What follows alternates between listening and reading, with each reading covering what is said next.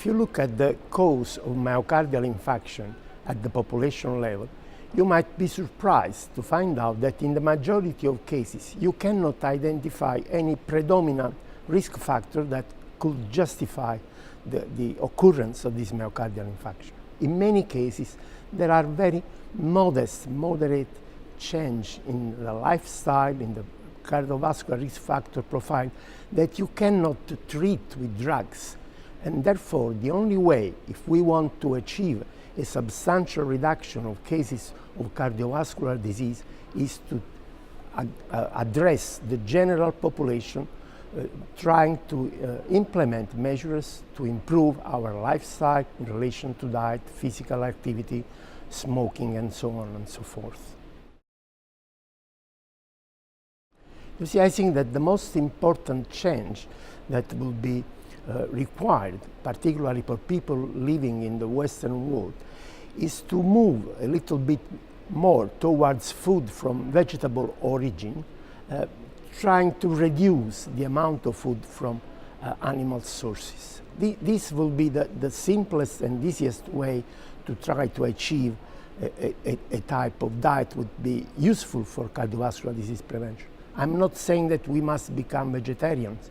We should only try to moderate the amount of food like meat or dairy products and giving instead more emphasis to foods like vegetable, fruit, whole grain that really can help us to reduce the cardiovascular risk factor and improve our prognosis in relation to the cardiovascular risk. One should try to reduce the amount of saturated fat, which is fat coming from animal sources or from tropical oils like palm oil.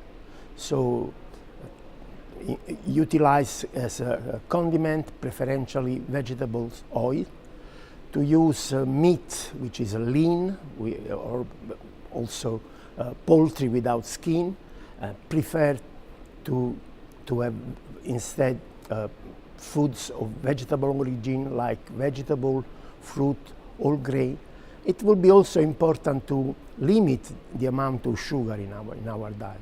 I think the worst combination is to have saturated fat and sugar as an important vehicle for energy and nutrients which can be deleterious for our cardiovascular risk factor profile. And the third thing I would like to advise is to implement, to utilize in our diet phytosterols, phytostanols.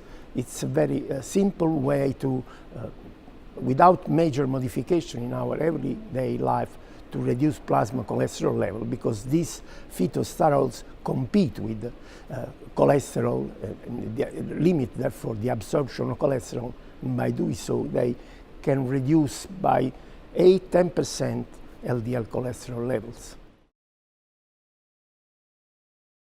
I'm a physician and I've been working with people who had myocardial infarction or who had at very high risk for myocardial infarction, and I've seen that in working with these people and trying to implement a lifestyle which is not revolutionary in their life but changing slightly their behavior can be very effective. It's difficult to convince people to change their lifestyle, but once you are able to do that, it's really rewarding for a physician to see how much you can achieve in terms of reduction of plasma cholesterol, but also on the overall cardiovascular risk factor profile. So it's mostly, this interest comes from my clinical routine.